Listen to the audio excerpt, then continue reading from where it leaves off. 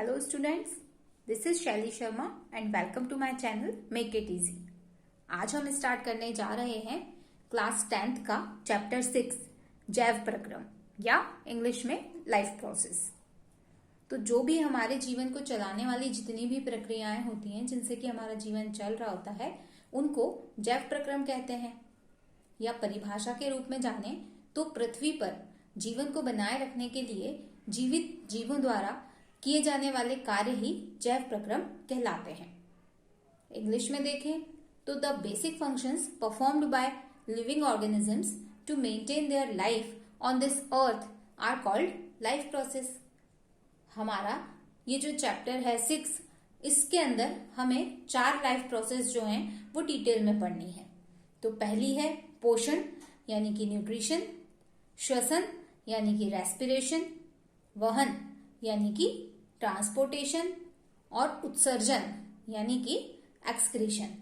तो इन चारों प्रोसेस को जो कि हमारी लाइफ को चलाने के लिए बहुत ज्यादा जरूरी होती हैं, इन सबको हमको अब एक एक करके डिटेल में पढ़ना है।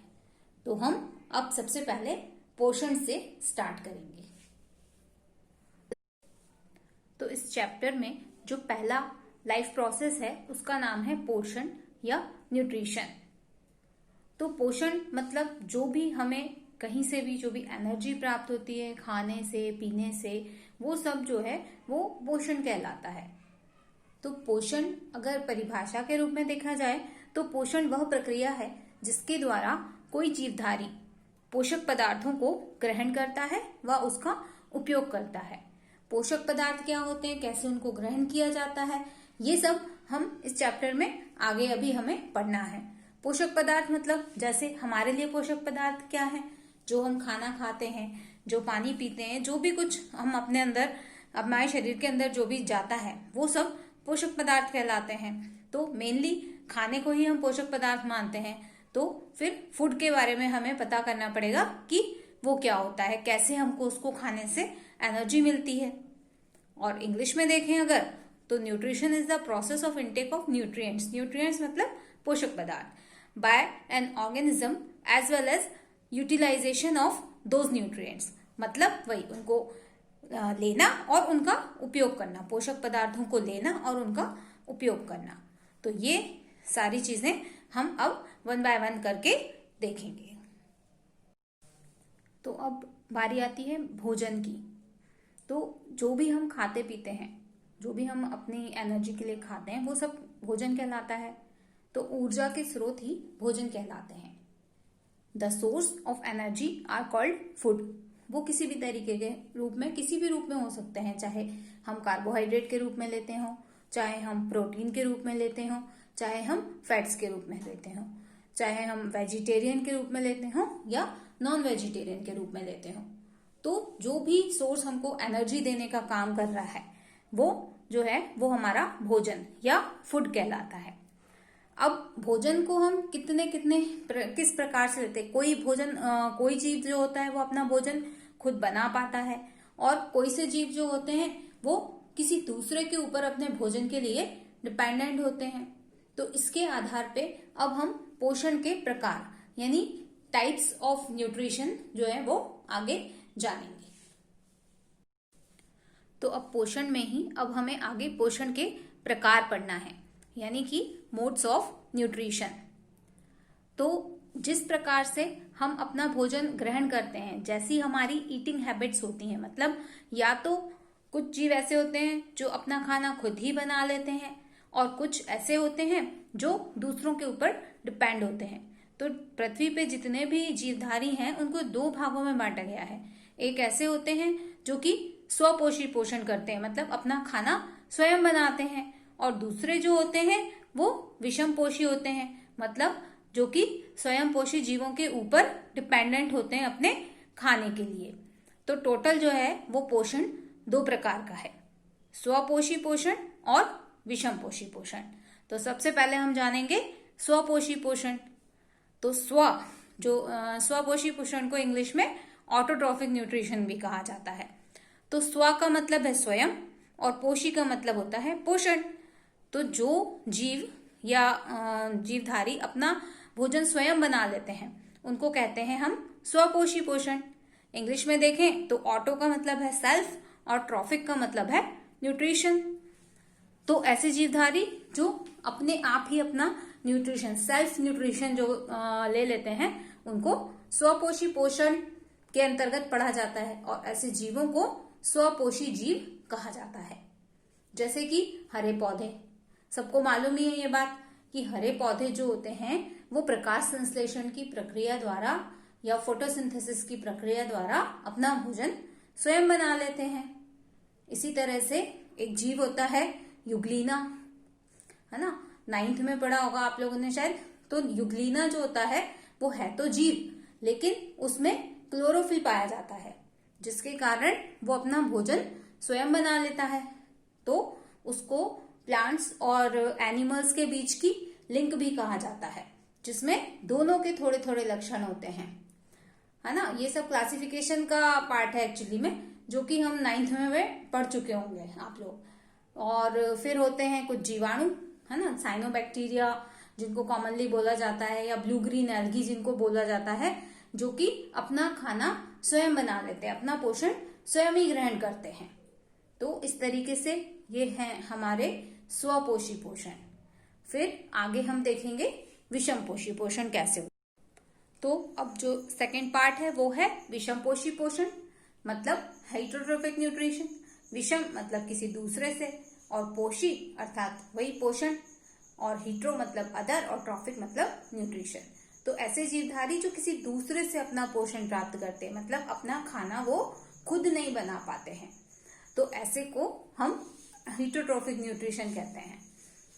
इसके एग्जाम्पल है मनुष्य तथा अन्य जीव जंतु। तो इसको कंफ्यूज नहीं करना कि हम तो अपना खाना खुद ही बनाते हैं।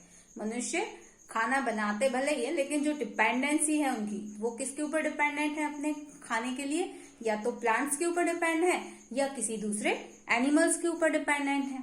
या तो हम अपने खाने में कोई भी पेड़ पौधे से बने हुए प्रोडक्ट्स को खाते हैं या फिर हम जंतुओं को खाते हैं। तो इस तरीके से मनुष्य जो है वो विषमपोषी पोषण करता है।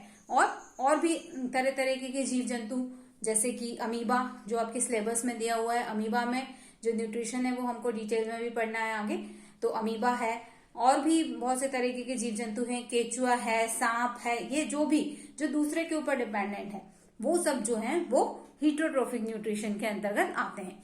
फिर अब ये जो हीटरोट्रोफिक न्यूट्रिशन है ये भी बहुत प्रकार का होता है, क्योंकि आपने देखा होगा कि तरह तरह के जीवधारी होते हैं। जैसे कोई किसी के ऊपर पैरासाइट के रूप में रहता है, मतलब परजीवी के रूप में रहता है, अपना पोषण किसी से प्राप्त कर लेता है।